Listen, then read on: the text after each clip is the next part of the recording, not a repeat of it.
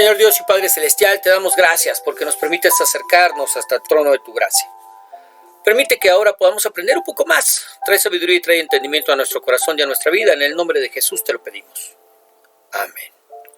Muy bien, pluma, papel, lápiz, una actitud enseñable es lo que vamos a necesitar el día de hoy, como siempre, para poder atender a lo que el Señor nos tiene que enseñar el día de hoy. Semana número 4, Filipenses capítulo 2, versos del 1 al 11. Humillación y exaltación de Cristo. Y vamos a dar lectura a nuestro pasaje.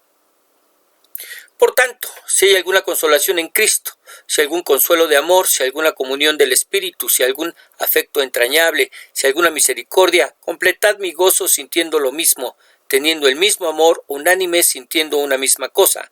Nada hagáis por contienda o por vanagloria, antes bien con humildad, estimando cada uno a los demás como superiores a él mismo, no mirando cada uno por lo suyo propio, sino cada cual también por lo de los otros. Haya pues en vosotros este sentir que hubo también en Cristo Jesús, el cual, siendo en forma de Dios, no estimó el ser igual a Dios como cosa a que aferrarse, sino que se despojó a sí mismo tomando forma de siervo, hecho semejante a los hombres, y estando en la condición de hombre se humilló a sí mismo, haciéndose obediente hasta la muerte y muerte de cruz, por lo cual Dios también le exaltó hasta lo sumo y le dio un nombre que es sobre todo nombre, para que en el nombre de Jesús se doble toda rodilla de los que están en los cielos y en la tierra y debajo de la tierra, y toda lengua confiese que Jesucristo es Señor, para gloria de Dios Padre. Muy bien, después de haberles hablado sobre el privilegio de sufrir por Cristo y la importancia de permanecer unidos, haciendo un frente común a aquellos que buscan atacar el Evangelio, cosas que vimos la semana pasada, ahora Pablo les pide que en esa unidad aprendan a consolarse unos a otros y procuren adoptar la misma actitud que tuvo el Señor Jesús al humillarse y tomar forma humana para así cumplir obedientemente con la voluntad del Padre. Vamos a verlo. Filipenses capítulo 2, verso 1 dice: por tanto, si hay alguna consolación en Cristo, si algún consuelo de amor, si alguna comunión del Espíritu, si algún afecto entrañable, si alguna misericordia, completad mi gozo sintiendo lo mismo, teniendo el mismo amor, unánimes, sintiendo una misma cosa. Y aquí quiero comenzar con una pregunta: ¿quién es el que consuela? Bueno, definitivamente lo hace Cristo. Lo hace Cristo por medio de su Espíritu, a quien Él mismo llamó el Consolador cuando aún estaba con los discípulos en Juan 14, 26, cuando dice: pero el Consolador, el Espíritu Santo, a quien el Padre enviará en mi nombre, les enseñará todas las cosas y les hará recordar todo lo que les he dicho. Pero ¿cómo lo llama? El Consolador. Así que es el mismo Señor Jesucristo quien le llama de esta manera. Es el Espíritu el que obra en nuestros corazones para traer consuelo ante las situaciones difíciles que tenemos que enfrentar en este mundo. Ahora, ¿cuántos de nosotros no hemos sido consolados por Él al sufrir la pérdida de algún familiar o de algún amigo? ¿Cuántos de nosotros? Pablo les recuerda que en Cristo hay consuelo. Dice: si hay alguna consolación en Cristo. Les recuerda que hay consuelo en Cristo. Pero también les recuerda que cada uno de ellos es un instrumento de consuelo, de afecto y misericordia, al encontrarse en comunión con el Espíritu, al encontrarse en comunión con el Consolador. Les dice que hay consuelo de amor, que hay comunión con el Espíritu, que hay un afecto entrañable, que hay misericordia. Y esto, querido, es algo que no podemos ignorar, porque ciertamente el Espíritu Santo obra en nuestros corazones, pero ¿cuántas veces no ha utilizado a alguno de los hermanos para traer a nuestras vidas una palabra que manifieste el cariño, que manifieste la misericordia y consuelo que necesitamos en ese momento? Necesitamos romper esa barrera de indiferencia que ha sitiado a la iglesia, donde cada quien ve por sí mismo y nada más, para mostrar interés por los demás y de esa manera permanecer, como dice, unánimes. ¿Cómo? Teniendo un mismo amor los unos por los otros, teniendo un mismo objetivo, propósito y teniendo un mismo sentir, sintiendo lo mismo, teniendo el mismo amor, sintiendo una misma cosa. Un mismo objetivo, un mismo sentir, un mismo amor los unos por los otros. Siendo de un mismo ánimo, unánimes. ¿Difícil de poder lograr? Es posible. Pero por eso somos ayudados por el Espíritu para lograrlo. ¿Ok? Muy bien, verso 3. Nada hagáis por contienda o por vanagloria, antes bien con humildad, estimando cada uno a los demás como superiores a él mismo, no mirando cada uno por lo suyo propio, sino cada cual también por lo de otros. ¿Qué nos pide hacer para preservar la unidad? Y es que lo anterior era para lograr la unidad, pero ahora nos pide no hacer nada para pelear o por orgullo, sino más bien que lo hagamos con humildad y considerando a los demás como mejores que nosotros mismos. Sin egoísmo, sino por el contrario, teniendo en cuenta también a los demás. Y todo esto con el propósito de seguir, con el propósito de permanecer unidos, sin contienda, sin vanagloria, sin mirar solamente por lo nuestro, por lo suyo propio, sino con toda humildad, considerando a los demás mejores, superiores que nosotros mismos y mirando también por lo de otros. Es decir, no seamos parte del problema, sino de la solución. En lugar de causar divisiones entre los hermanos, seamos agentes de unión. Obremos de tal manera que no atentemos en contra de la unidad de la iglesia, porque yo te pregunto, ¿cuántas iglesias no conocemos que no están unidas? Iglesias en las que existen pleitos, en las que existen problemas provocados por el orgullo de los hermanos, en las que nadie ve por nadie, sino que cada uno ve por sí mismo y busca los intereses de cada quien. Pero el propósito es llegar a ser un solo cuerpo con Cristo. Y para eso necesitamos de la unidad que el Espíritu produce. ¿Ok? Vamos a ver el siguiente comentario y seguimos. Muchas personas, incluso cristianos, viven solo para dar una buena impresión a los demás o para satisfacerse a sí mismas. Pero la contienda o vanagloria trae discordias. Pablo, sin embargo, enfatiza la unidad espiritual, pidiendo a los filipenses amarse unos a otros y trabajar juntos con un corazón y un propósito. Cuando trabajamos juntos soportando los problemas de otros como si fueran nuestros, demostramos el ejemplo de Cristo que pone primero a los demás y experimentamos la unidad. No se concentre en dejar una buena impresión o satisfacerse a sí mismo de modo que afecte su relación con otros en la familia de Dios. Muy bien. Verso 5. Haya pues en vosotros este sentir que hubo también en Cristo Jesús, el cual, siendo en forma de Dios, no estimó el ser igual a Dios como cosa a que aferrarse. Y aquí comienza a poner, por ejemplo, al Señor Jesucristo. Y comienza diciendo, haya pues en vosotros este sentir, esta actitud que hubo también en el Señor Jesucristo. ¿Cuál? Que siendo en forma de Dios, no estimó el ser igual a Dios como cosa a que aferrarse. Pues esto es lo primero. Y Pablo nos pide que pensemos de la misma manera que lo hizo el Señor Jesucristo. ¿Cómo? Lo primero que nos dice es que no nos aferremos a lo que somos, así como Cristo no se aferró a ser Dios.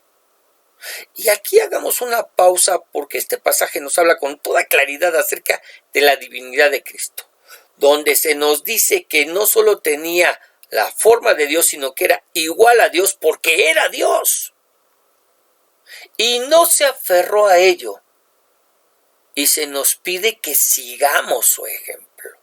Es decir, sin importar lo que seas, a lo que te dediques o a la familia a la que pertenezcas, en la iglesia, escúchalo bien, en la iglesia todos somos iguales. No nos aferramos a los títulos, no nos aferramos a la posición, no nos aferramos a la estirpe que el mundo nos da. En la iglesia el arquitecto o doctor no es más que el albañil o la enfermera. Allí todos somos iguales. Nadie nos aferramos a lo que el mundo nos dice que somos.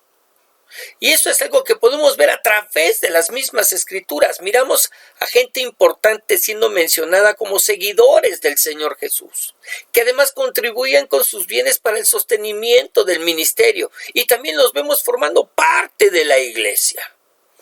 Vamos a ver dos citas, una se encuentra en Lucas, la otra se encuentra en el libro de los Hechos. Lucas 8:1, que dice: aconteció después que Jesús iba por todas las ciudades y aldeas predicando y anunciando el evangelio del reino de Dios, y los 12 con él. Y algunas mujeres que habían sido sanadas de espíritus malos y de enfermedades: María, que se llamaba Magdalena, de la que habían salido 7 demonios; Juana, mujer de Chuza, intendente de Herodes, una mujer importante; y Susana, y otras muchas que le servían de sus bienes. ¿Qué hacían ellas? Les servían de sus bienes. Es decir, apoyaban el ministerio del Señor Jesús a través de sus recursos. Daban dinero para que el ministerio siguiera, continuara, no parara. Juana, mujer de Chuza, intendente de Herodes, formaba parte de los seguidores. Y aún así, no fue mencionada más que en estos pasajes. No se le dio un título, no se le dio un reconocimiento especial, no se cosía aparte, para nada. Era exactamente igual que María la Magdalena, a la que sacaron 7 demonios, o Susana, o muchas otras que también le servían al Señor. Hechos 13:1. Había entonces en la iglesia, que estaba en Antioquía, profetas y maestros: Bernabé, Simón el que se llamaba Níger, Lucio de Cirene, Manaén, el que se había criado junto con Herodes el tetrarca, y Saulo. Se había criado con él, con el tetrarca Herodes, y sin embargo formaba parte de la iglesia, sin problemas. A ninguno de ellos se les trató de manera especial o se les dio un cargo en la iglesia por lo que eran o hacían o tenían en el mundo. En la iglesia todos eran iguales, y eso es lo que nos pide Pablo, que nos hagamos y sigamos haciendo. Que lo hagamos y lo sigamos haciendo. No te aferres. 7. Sino que se despojó a sí mismo, tomando forma de siervo, hecho semejante a los hombres, y estando en la condición de hombre, se humilló a sí mismo, haciéndose obediente hasta la muerte, y muerte de cruz. Y como consecuencia de no aferrarse, ¿qué más hizo el Señor Jesús? Se despojó a sí mismo y tomó forma de siervo, forma de hombre, es decir, dejó la forma de Dios y tomó la forma del hombre. Algo que de ninguna manera podemos imaginar, porque para hacerlo necesitaríamos saber o imaginar cómo es la forma de Dios, para saber a todo aquello que Él tuvo que renunciar por amor a nosotros. Pero podemos pensar que fue muchísimo a lo que el Señor renunció para vaciarse en un molde con nuestra forma. Y con esto en mente, ¿será mucho pedir que en la iglesia dejemos afuera nuestros moldes de grandeza, nuestros títulos y vanagloria, para tomar forma de siervos, para tomar forma de esclavos de Dios? Porque Dios, a través de Pablo, no nos está pidiendo que hagamos nada que Él no haya hecho primero. De manera que no debería sorprendernos ver a un alto ejecutivo o millonario con el trapo en la iglesia ayudando, limpiando bancos. ¿O sí? Mire, en una de las iglesias en las que estuve, la limpieza de la misma estaba a cargo de las familias de la iglesia. De manera que si la familia era chica, se juntaba con otra que también era pequeña para que juntos ayudaran a limpiarla. Y cada semana una familia diferente lo hacía. Así que de pronto veías al hermano o a la hermana que tenía títulos y que vivía en una casa grande, en una zona hermosa, con servidumbre, chofer y toda la cosa, con la cubeta, el trapeador, la escoba y el trapo, en la iglesia limpiando. A mí me parecía en lo personal un increíble ejercicio que ayudaba a ejercitarnos en la humildad. Y Pablo nos dice que el Señor Jesucristo no solamente tomó forma de siervo, sino que estando en esa condición se hizo obediente hasta la muerte, y muerte de cruz.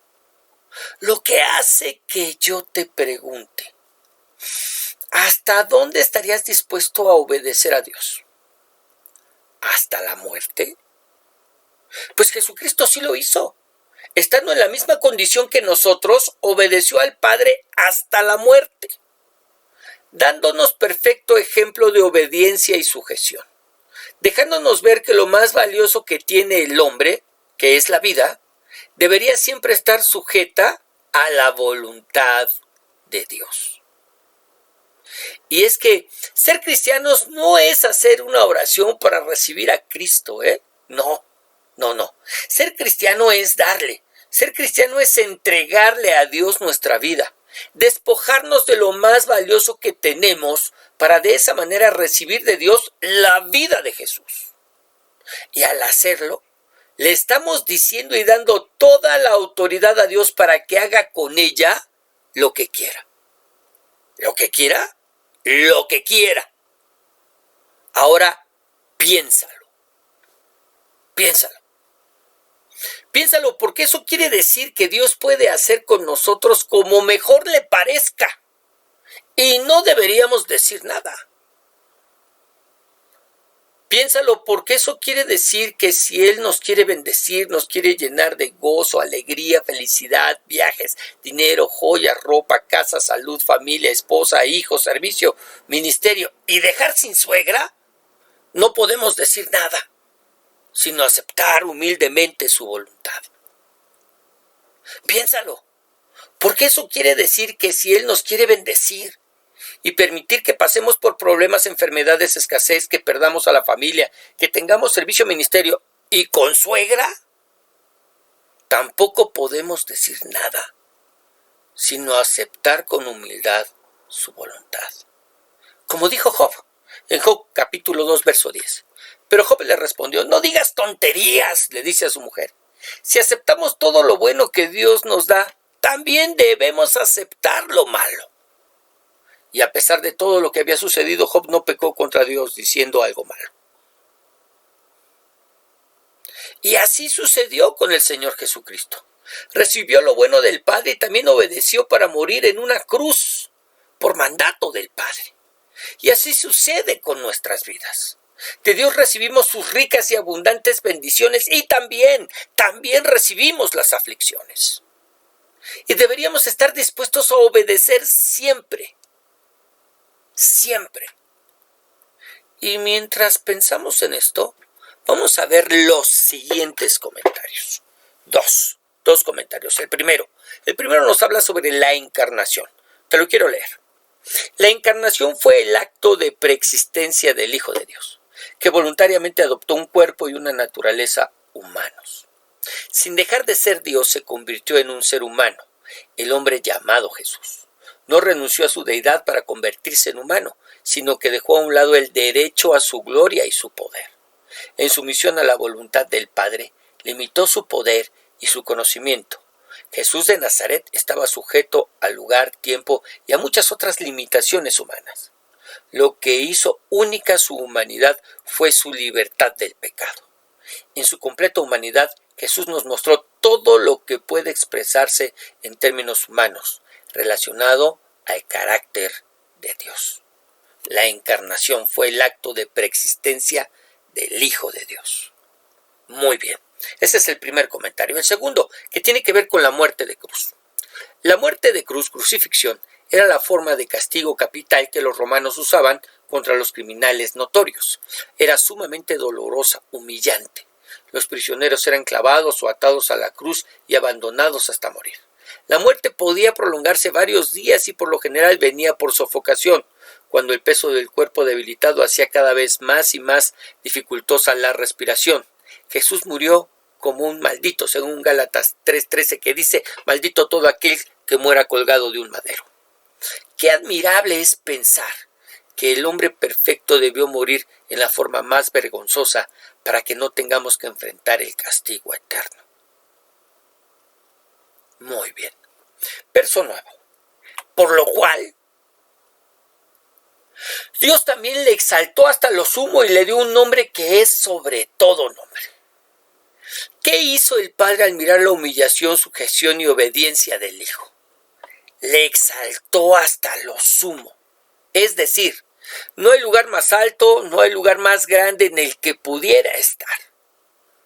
Algo que podemos ver fácilmente a través de lo que los discípulos mismos escribieron acerca del Señor Jesús. Lo primero que encontramos es que se encuentra a la diestra del Padre, es decir, ocupando el lugar de mayor honor en los cielos. Hechos 5:30 y Efesios 1:20. Hechos 5:30 y 31 dicen: el Dios de nuestros padres levantó a Jesús, a quien vosotros matasteis colgándole en un madero. A este Dios ha exaltado con su diestra por príncipe y salvador, para dar a Israel arrepentimiento y perdón de pecados. Dios ha exaltado con su diestra de poder, ¿verdad? Y lo ha sentado ahí, a su diestra, lo ha puesto por príncipe y salvador. Efesios 1:20, la cual operó en Cristo resucitándole de los muertos y sentándole a su diestra en los lugares celestiales, sobre todo principado y autoridad y poder y señorío, y sobre todo nombre que se nombra, no solo en este siglo, sino también en el venidero. Por cómo lo puso, sobre todo lo exaltó hasta lo sumo, decíamos. En segundo lugar, ¿qué hace ahí? Intercede por nosotros, algo que antes no hacía. Hebreos 7:25, por lo cual puede también salvar perpetuamente a los que por él se acercan a Dios, viviendo siempre para interceder por ellos. A aquellos que se acercan a Dios a través de él intercede por ellos, ¿verdad? Él es ese mediador que se pone entre Dios y ellos e intercede por ellos para que puedan ser recibidos por el Padre. En tercer lugar, ocupa el lugar del sumo sacerdote en los cielos y experimenta compasión por nosotros. Hebreos 4:14, que dice: por tanto, teniendo un gran sumo sacerdote que traspasó los cielos, Jesús, el Hijo de Dios, retengamos nuestra profesión. Porque no tenemos un sumo sacerdote que no pueda compadecerse de nuestras debilidades, sino uno que fue tentado en todo según nuestra semejanza, pero sin pecado. Es decir, a diferencia de nosotros, él no pecó, pero es ese sumo sacerdote que se puede compadecer de nuestras debilidades. Ahora, hemos visto que intercede, hemos visto que es ese sumo sacerdote que está representándonos en los cielos, al cual nos podemos acercar y se compadece de nuestras debilidades. Hemos hablado acerca de que es el único mediador entre Dios y los hombres. Ahora, vamos a ver el siguiente comentario que nos aclara el por qué es tan importante para nosotros. Dice: la nueva posición de Cristo como Dios hecho hombre significó que Dios le dio privilegios que no tenía antes de la encarnación. Si no hubiera vivido entre los hombres, no habría podido identificarse con ellos como el sumo sacerdote perfecto que intercede por ellos. Si él no hubiera muerto en la cruz, no habría podido ser elevado desde el extremo más bajo al que llegó hasta el cielo, como sustituto perfecto por el pecado humano. Así de importante. Y por eso decimos que lo exaltó hasta lo sumo, ¿verdad? En cuarto lugar, a él le pertenece el juicio, no solo de los creyentes, sino de los incrédulos para condenación eterna. Juan 5:22 dice: porque el Padre a nadie juzga, sino que todo el juicio dio al Hijo. Todo el juicio del trono blanco, en donde serán juzgados aquellos que recibirán condenación eterna, y también en el tribunal de Cristo, donde los creyentes seremos juzgados de acuerdo a nuestras obras para recibir nuestras recompensas. 5. A él le pertenece el reino. Primera de Corintios 15:24. Luego el fin, cuando entregue el reino al Dios y Padre, cuando haya suprimido todo dominio, toda autoridad y potencia, porque preciso es que él reine hasta que haya puesto a todos sus enemigos debajo de sus pies.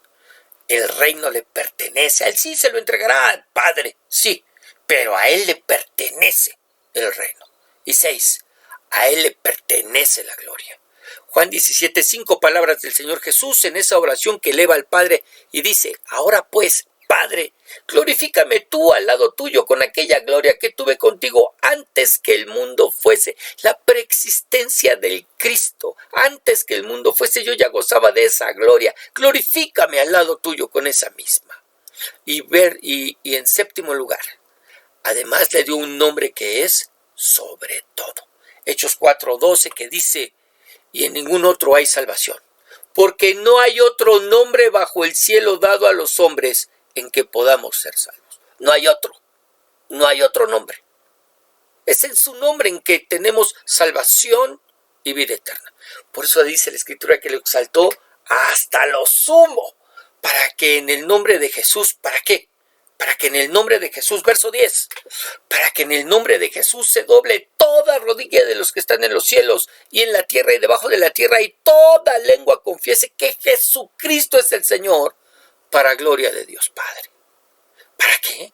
En primer lugar, para que toda rodilla se doble ante Él. ¿Dónde? En los cielos, en la tierra y en el infierno. Ángeles, hombres y demonios, todos se humillarán ante su presencia. Y también para que toda lengua confiese, lengua de ángeles, hombres y demonios, que Jesucristo es Señor, es el Curios, es el Dominos. Y el problema de la salvación no es si reconocerán o no a Jesucristo como Rey y Señor, sino el tiempo en que lo harán. Porque todos lo reconocerán. Solo que los que somos salvos lo hacemos antes del juicio. Y los que son condenados lo harán hasta el juicio. Y querido, es un fuerte llamado a todos aquellos que aún no le han entregado sus vidas al Señor. Pero también es un fuerte llamado a la iglesia para que salga a predicar, para que salga a proclamar a Jesucristo como Dios, como Señor y Redentor. Para que los que han sido señalados, escogidos para salvación desde antes de la fundación del mundo, vengan a arrepentimiento. Y para que aquellos que no lo han sido, vayan a condenación eterna. Donde tanto los que se salvan, en los que se salvan, Dios será glorificado para gloria de Dios Padre. Dios será glorificado en los que se salvan, porque le glorificaremos y diremos: Señor, gracias por tu misericordia, por tu gracia derramada sobre nuestras vidas. Gracias por Jesucristo, y eso glorificará al Padre, su misericordia y su gracia derramada en nuestras vidas, siendo visible, tangible en ese momento en que estemos allá en su presencia, gozando de esos beneficios espirituales, de esas calles de oro, de ese mar de cristal, de esa nueva Jerusalén, de esa cena que tiene preparada para nosotros, de esas coronas, de esos galardones. Estaremos honrando y glorificando y exaltando su nombre, y Dios será glorificado en nuestra salvación. Como en los que se pierden, Dios será glorificado también. Pues todos aquellos que van al infierno lo harán porque atentaron contra Dios, y su justicia lo glorificará. Así que tanto en los que se salvan Dios será glorificado, como en los que se pierden Dios será glorificado. Vamos a ver este último comentario. Estos versículos, hablando del versículo 5 en adelante, estos versículos son quizás un himno que se cantaba en la iglesia primitiva. El pasaje presenta varios paralelos con la profecía del siervo sufriente de Isaías 53. Como himno, no significa que fueran una declaración completa de la naturaleza y obra de Cristo. Sin embargo, varias características claves de Jesucristo se deducen de este pasaje. En primer lugar, existió siempre con Dios. Es igual a Dios porque es Dios. Aunque es Dios, en tercer lugar, se convirtió en hombre para cumplir el plan divino de salvación para la gente.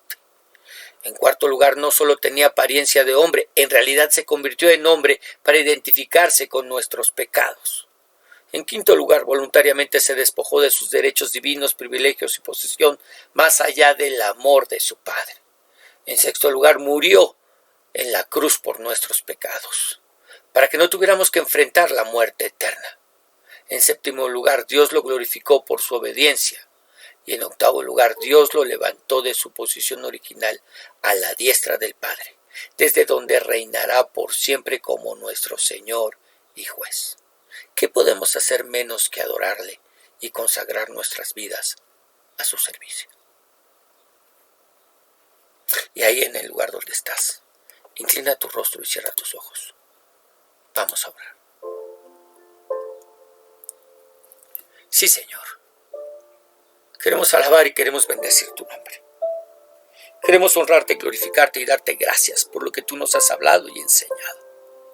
Gracias, Dios, porque hoy nos recuerdas cómo es que debemos procurar esa unidad en la iglesia, por medio de tu Espíritu, haciéndonos agentes de consolación, Señor, los unos a los otros, no atentando en contra de esa unidad, pero sobre todo, siguiendo tu ejemplo, sin aferrarnos a nuestros títulos, sin aferrarnos, Señor, a nuestros derechos, sin aferrarnos a nuestros logros o éxitos, sino por el contrario, despojándonos de todos ellos, entendiendo que en tu iglesia todos somos iguales y que tenemos un llamado de tu parte a ser siervos tuyos, para obedecerte, para servirte, hasta la muerte si fuera necesario.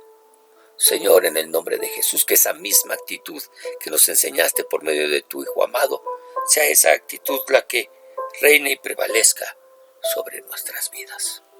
En el nombre que es sobre todo nombre, te lo pedimos. Amén.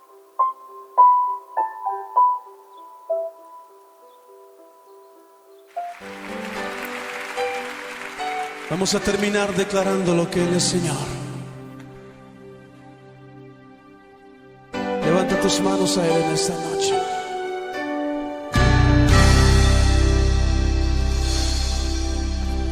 Jesús, Señor de la creación, siendo en forma de Dios, se despojó de sí mismo.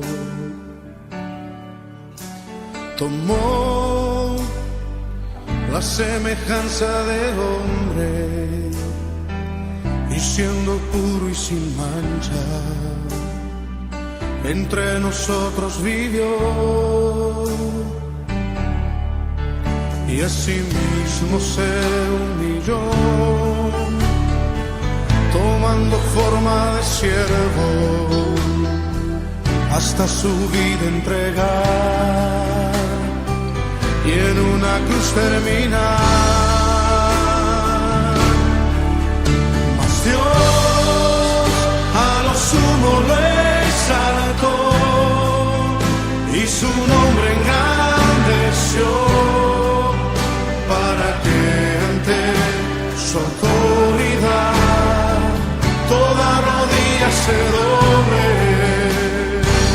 y toda lengua confiese que Jesús es el Señor.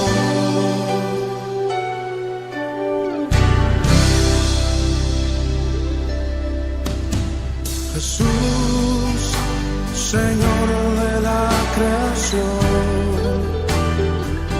siendo en forma de Dios, se despojó de sí mismo y Él tomó la semejanza de hombre y siendo puro y sin mancha, entre nosotros vivió. Y asimismo se humilló, tomando forma de siervo, hasta su vida entregar y en una cruz terminar.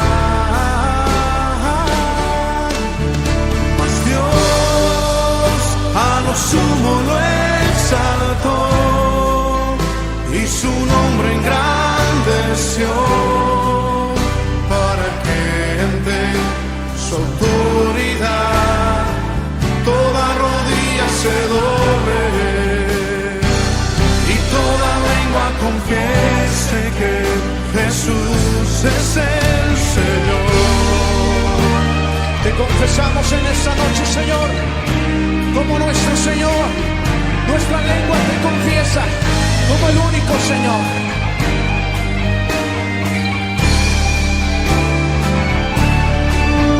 Mas Dios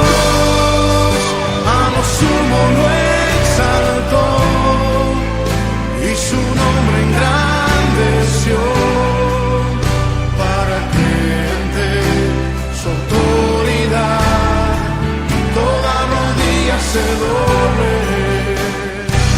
y toda lengua confiese que Jesús es el Señor. Mas Dios a lo sumo lo exaltó y su nombre engrandeció para que ante su autoridad toda rodilla se doble y toda lengua confiese que Jesús es el Señor.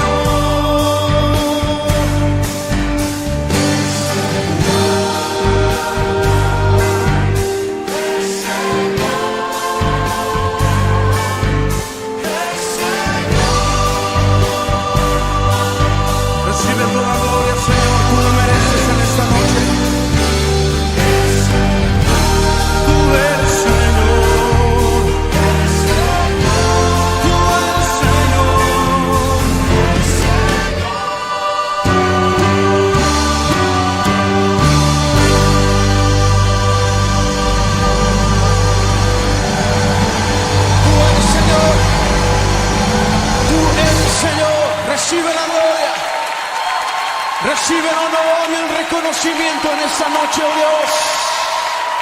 Te confesamos como